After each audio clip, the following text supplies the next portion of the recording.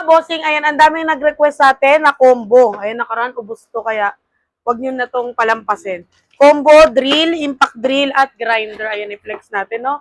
Ito yung heavy duty na drill, new version to mga bossing, ha? Heavy duty 13mm, pwede sa bato, bakal, at kahoy. Ayan, ang ganda talaga. Andar pa lang, sulit na. Pwede po sa bato, bakal, kahoy, may hammer, may variable speed, 1 and 2. Ayan, no, pwede to sa matitigas, so. O, diba? Tapat natin sa hammer. Ayan, naririnig testing natin, ha? Ayan, ang lakas, oh. Combo po yan, ha? Sa mga wala pa pong barena at grinder na impact drill. Meron din tayong cordless grinder. Ayan, oh.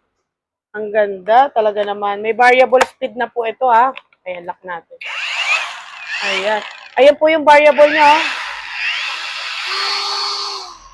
Ayan, pwedeng high and low po, combo po, ah. Dalawang piraso, mine 3,800. Pareho po itong brushless at may libre itong mga bala, no? Ito po yung bala ng grinder. Ayan, ilang piraso din itong bala na to. Ayan. 125mm. 1, 2, 3, 4, 5 pieces.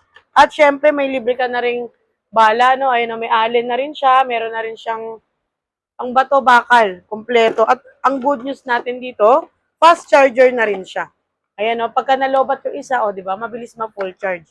At ang ganda ng lagayan, o, talaga naman pang mayaman, o, di ba? Hindi dadagain, hindi siya naka-box.